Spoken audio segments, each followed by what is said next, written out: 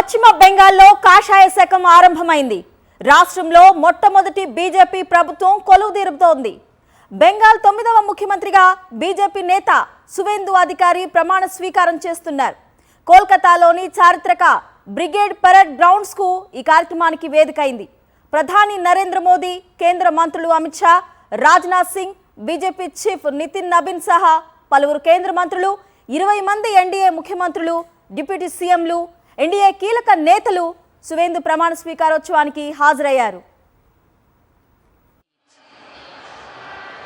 আর বাকি যারা মঞ্চে এসে উপস্থিত হয়েছেন আপনারা সকলেই দেখতে পাচ্ছেন। আমি জানি এখানে হয়তো 1 লক্ষের বেশি মানুষ আছেন, কিন্তু বড় বড় স্ক্রিনেও আপনারা দেখতে পাচ্ছেন যে মঞ্চে উপস্থিত আছেন কত বিশিষ্ট ব্যক্তিত্ব। আজকে মনে হয় যে ভারত সরকারই যেন উপস্থিত পশ্চিমবঙ্গে। হঠাৎ করে একদিনের জন্যে ভারত সরকারের কাজকর্ম যেন পশ্চিমবঙ্গ থেকে, কলকাতার থেকে সংগঠিত হচ্ছে। সবাইকে ধন্যবাদ আজকের এই ঐতিহাসিক ঘটনার শরিক থাকার জন্যে।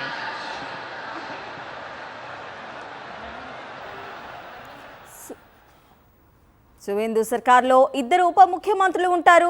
మహిళా నేత అగ్నిమిత్ర పాల్, ఉత్తర బెంగాల్కు చెందిన Siliguri MLA Shankar Ghosh deputy CM పదవులు దక్కనున్నట్లు సమాచారం.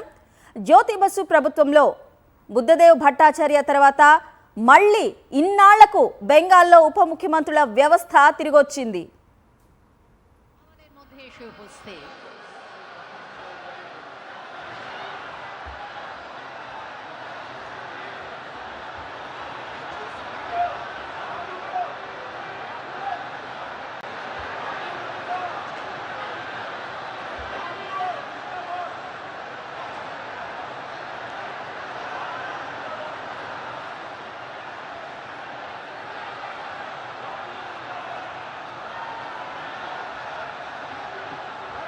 Mithun Chakraborty, symbol of energy, এসে পৌঁছে গেছেন মাননীয় প্রধানমন্ত্রী, আমাদের পরম আদরণীয় প্রধানমন্ত্রী শ্রী নরেন্দ্র মোদীজি।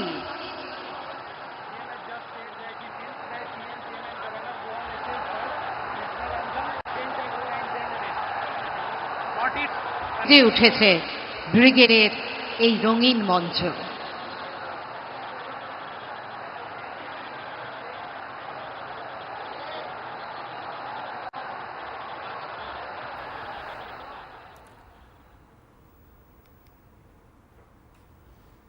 పశ్చిమ బెంగాల్లో కాషాయ శకం ఆరంభమైంది. కాసేపట్లో రాష్ట్రంలో మొట్టమొదటి బీజేపీ ప్రభుత్వం కొలువుదీరనుంది. బెంగాల్ 9వ ముఖ్యమంత్రిగా బీజేపీ నేత సువేందు అధికారి ప్రమాణ స్వీకారం చేయనున్నారు. కోల్కతాలోని చారిత్రక బ్రిగేడ్ పరేడ్ గ్రౌండ్స్ ఈ కార్యక్రమానికి వేదికైంది. ప్రధాని నరేంద్ర మోదీ, కేంద్ర మంత్రులు అమిత్ షా, రాజ్నాథ్ సింగ్, బీజేపీ చీఫ్ నితిన్ నబీన్ సహా పలువురు కేంద్ర మంత్రులు, 20 మంది ఎన్డీఏ ముఖ్యమంత్రులు, డిప్యూటీ సీఎంలు, ఎన్డీఏ కీలక నేతలు సువేందు ప్రమాణ స్వీకారోత్సవానికి హాజరయ్యారు. సువేందు సర్కార్లో 2 ఉప ముఖ్యమంత్రులు ఉంటారు. మహిళా నేత అగ్నిమిత్ర పాల్, ఉత్తర బెంగాల్కు చెందిన Siliguri MLA Shankar Ghosh deputy CM పదవులు దక్కనున్నట్లు సమాచారం. జ్యోతి బసు ప్రభుత్వంలో బుద్ధదేవ్ భట్టాచార్య తర్వాత మళ్లీ ఇన్నాళ్లకు బెంగాల్లో ఉప ముఖ్యమంత్రుల వ్యవస్థ తిరిగొచ్చింది. 2 దశాబ్దాల క్రితం బెంగాల్లో బీజేపీ పరిస్థితిని గమనిస్తే 2 అంకెల ఓట్ల శాతం రాబట్టడం గగనమే అన్నట్లుగా ఉండేది. 2011లో మమతా బెనర్జీ నేతృత్వంలోని టీఎంసీ 34 ఏళ్ల వామపక్ష పాలనకు ముగింపు పలికిన సమయంలో బీజేపీకి 1 సీటు గెలవలేకపోయింది.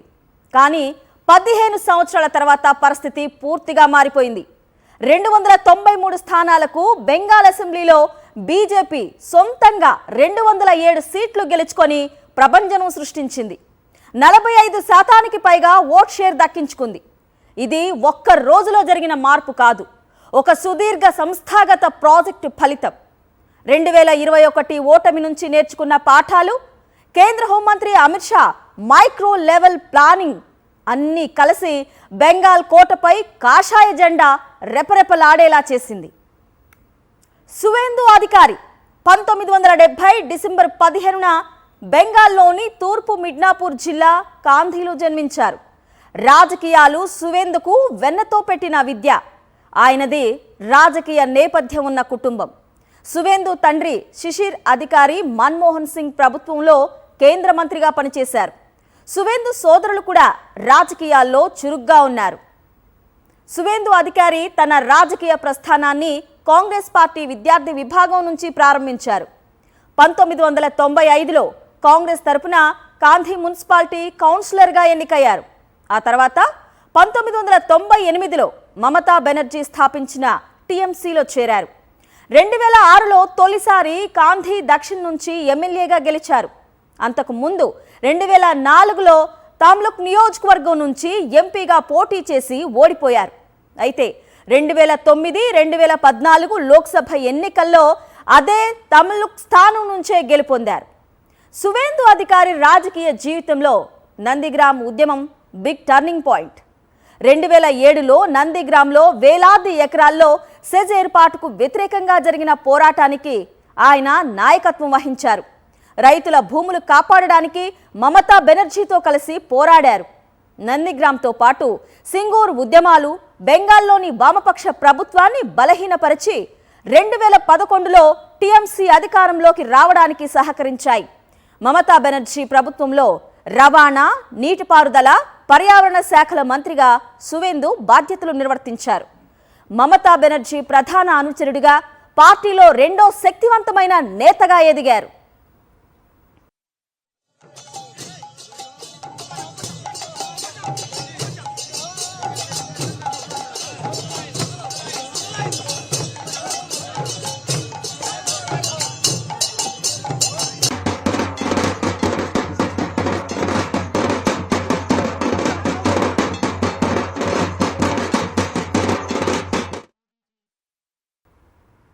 పశ్చిమ బెంగాల్లో కాషాయ శకం ఆరంభమైంది. కాసేపట్లో రాష్ట్రంలో మొట్టమొదటి బీజేపీ ప్రభుత్వం కొలువుదీరనుంది. బెంగాల్ 9వ ముఖ్యమంత్రిగా బీజేపీ నేత సువేందు అధికారి ప్రమాణ స్వీకారం చేయనున్నారు. కోల్కతాలోని చారిత్రక బ్రిగేడ్ పరేడ్ గ్రౌండ్స్ ఈ కార్యక్రమానికి వేదికైంది. ప్రధాని నరేంద్ర మోదీ, కేంద్ర మంత్రులు అమిత్ షా, రాజ్నాథ్ సింగ్, బీజేపీ చీఫ్ నితిన్ నబీన్ సహా పలువురు కేంద్ర మంత్రులు, 20 మంది ఎన్డీఏ ముఖ్యమంత్రులు, డిప్యూటీ సీఎంలు, ఎన్డీఏ కీలక నేతలు సువేందు అధికారి ప్రమాణ స్వీకారోత్సవానికి హాజరయ్యారు.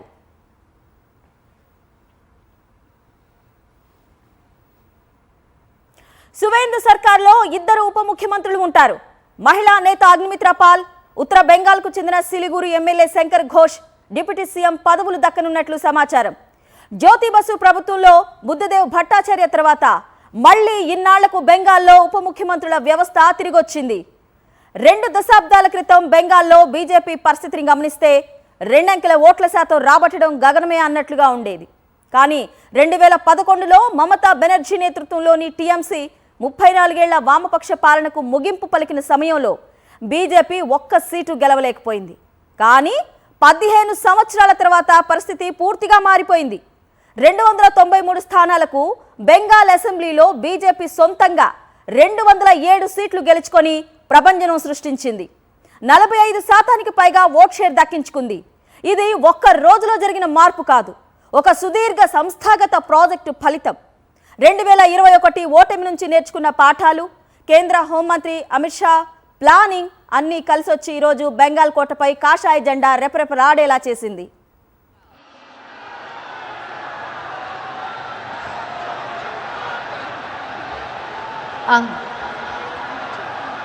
आज गुरुदेव रविंद्रनाथ टैगोर का पुण्य जन्मदिन। इस अवसर पर माननीय प्रधानमंत्री जी पुष्पांजलि कर रहे हैं एवं সেই সঙ্গে আছেন सीएम डेजिग्नेट श्री शुभेंदु अधिकारी। আজকে মঞ্চে উপস্থিত আছেন মাননীয় রাজ্যপাল শ্রী RN রবি। এদের সকলের উপস্থিতিতেই পুষ্পার্ঘ্য প্রদান করা হলো।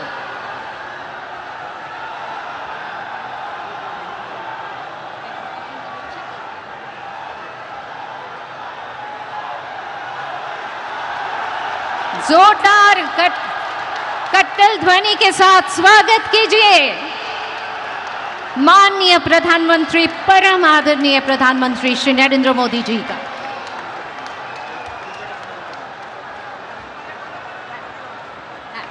माननीय राज्यपाल उपस्थित आছেন श्री आर.एन. रवि, उपस्थित आছেন माननीय सीएम डेजिग्नेट श्री शुभेंदु अधिकारी, আমাদের মধ্যে উপস্থিত আছেন শ্রী শ্রমিক ভট্টাচার্য মহাশয়।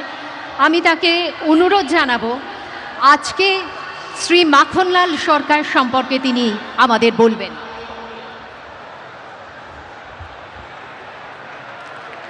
শিলিগুড়ি নিবাসী শ্রী মাখনলাল সরকার সবরই প্রতীক্ষার মতো দীর্ঘ প্রতীক্ষা।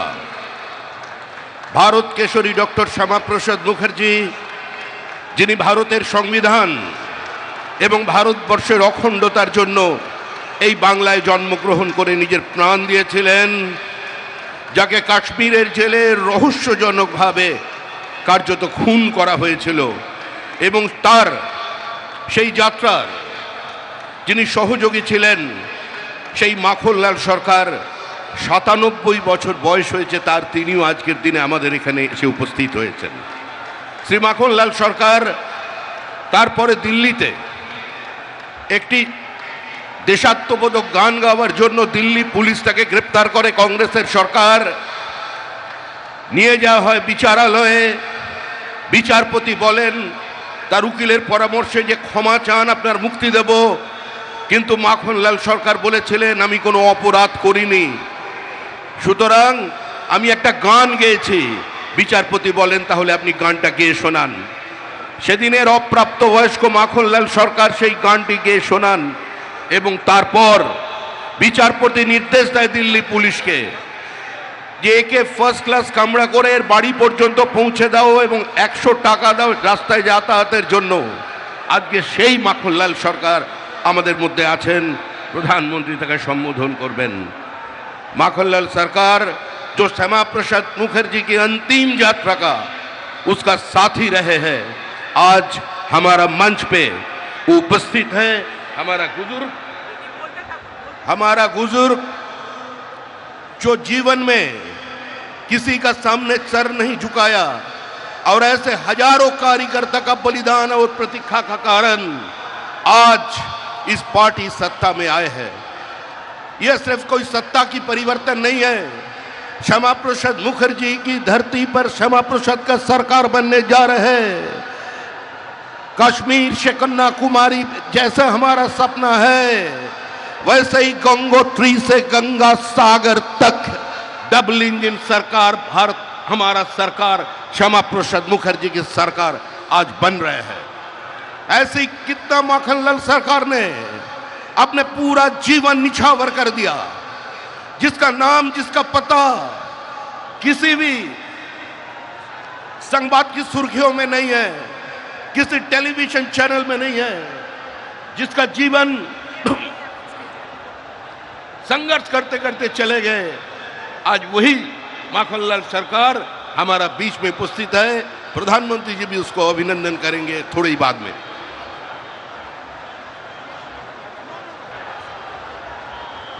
माननीय प्रधानमंत्री श्री नरेंद्र मोदी जी, সেই সঙ্গে আছেন মাননীয় গৃহমন্ত্রী শ্রী অমিত শাহ জি, আমাদের মধ্যে উপস্থিত আছেন মাননীয় রক্ষামন্ত্রী শ্রী রাজনাথ সিং জি, এবং বহু রাজ্য থেকে বিশিষ্ট মানুষজন আজকে এখানে এসে উপস্থিত হয়েছেন। এবং আজকের এই অনুষ্ঠানে আপনারা তো সকলেই জানেন যে আজকে আমরা মাননীয় প্রধানমন্ত্রীরই এই বলা যেতে পারে পরামর্শ ছিল যে আজকের দিনটিকেই আমরা বেছে নিই 25শে বৈশাখ। কেননা 25শে বৈশাখ বাঙালির জীবনের సঙ্গে ওতপ্রোতভাবে জড়িত। రవీంద్రనాథ్ ఠాకూర్ যাকে আমরা పశ్చిమ బెంగాల్లో కాషాయం శకం ఆరంభమైంది. కాసేపట్లో రాష్ట్రంలో మొట్టమొదటి బీజేపీ ప్రభుత్వం కొలువుదీరనుంది. బెంగాల్ 9వ ముఖ్యమంత్రిగా బీజేపీ నేత సువేందు అధికారి ప్రమాణ స్వీకారం చేయనున్నారు. కోల్కతాలోని చారిత్రక బ్రిగేడ్ పరేడ్ గ్రౌండ్స్ ఈ కార్యక్రమానికి వేదికైంది. ప్రధాని నరేంద్ర మోదీ, కేంద్ర మంత్రులు అమిత్ షా, రాజ్నాథ్ సింగ్, బీజేపీ చీఫ్ నితిన్ నవీన్ సహా పలువురు కేంద్ర మంత్రులు, 20 మంది ఎన్డీఏ ముఖ్యమంత్రులు, డిప్యూటీ సీఎంలు, ఎన్డీఏ కీలక నేతలు సువేందు ప్రమాణ స్వీకారోత్సవ కార్యక్రమానికి హాజరయ్యారు. సువేందు సర్కార్లో 2 ఉప ముఖ్యమంత్రులు ఉంటారు. మహిళా నేత అగ్నిమిత్ర పాల్, ఉత్తర బెంగాల్కు చెందిన Siliguri MLA Shankar Ghosh deputy CM పదవులు దక్కనున్నట్లు సమాచారం. జ్యోతి బసు ప్రభుత్వంలో బుద్ధదేవ్ భట్టాచార్య తర్వాత మళ్లీ ఇన్నాళ్లకు బెంగాల్లో ఉప ముఖ్యమంత్రుల వ్యవస్థ తిరిగొచ్చింది. 2 దశాబ్దాల క్రితం బెంగాల్లో బీజేపీ పరిస్థితిని గమనిస్తే 2 అంకెల ఓట్ల శాతం రాబట్టడమే గగనమే అన్నట్లుగా ఉండేది. 2011లో మమతా బెనర్జీ నేతృత్వంలోని టీఎంసీ 34 ఏళ్ల వామపక్ష పాలనకు ముగింపు పలికిన సమయంలో బీజేపీ 1 సీటు గెలవలేకపోయింది. కానీ 15 సంవత్సరాల తర్వాత పరిస్థితి పూర్తిగా మారిపోయింది. 293 స్థానాలకు బెంగాల్ అసెంబ్లీలో బీజేపీ సొంతంగా 207 సీట్లు గెలుచుకొని ప్రభంజనం సృష్టించింది. 45% పైగా ఓట్ షేర్ దక్కించుకుంది. ఇది ఒక్క రోజులో జరిగిన మార్పు కాదు, ఒక సుదీర్ఘ సంస్థాగత ప్రాజెక్టు ఫలితం. 2021 ఓటమి నుంచి నేర్చుకున్న పాఠాలు, కేంద్ర హోంమంత్రి Amit Shah micro level planning అన్నీ కలిసి బెంగాల్ కోటపై కాషాయ జెండా రెపరెపలాడేలా చేసింది. సువేందు అధికారి 1970 డిసెంబర్ 15న బెంగాల్లోని తూర్పు మిడ్నాపూర్ జిల్లా కాంధీలో జన్మించారు. రాజకీయాలు సువేందుకు వెన్నతో పెట్టిన విద్య. ఆయనది రాజకీయ నేపథ్యం ఉన్న కుటుంబం. సువేందు తండ్రి శిశిర్ అధికారి మన్మోహన్ సింగ్ ప్రభుత్వంలో కేంద్ర మంత్రిగా పనిచేశారు.